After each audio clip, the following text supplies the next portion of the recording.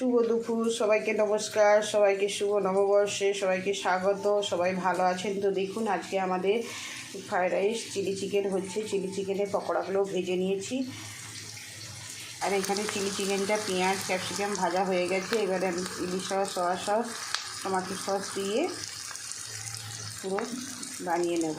দেখুন বন্ধুরা, এখানে আমার চিলি চিকেন হয়ে গেছে। কেমন লাগছে বন্ধুরা কমেন্ট করবেন। আর আপনাদের বাড়ি আজ শুভ নববর্ষে কী রান্না হচ্ছে সেটা আমাদের জানাবেন কমেন্ট করে। আর যারা ইউটিউব থেকে দেখছেন সাবস্ক্রাইব করবেন। দেখুন বন্ধুরা, এখানে আমার রাইসটাও হয়ে গেছে।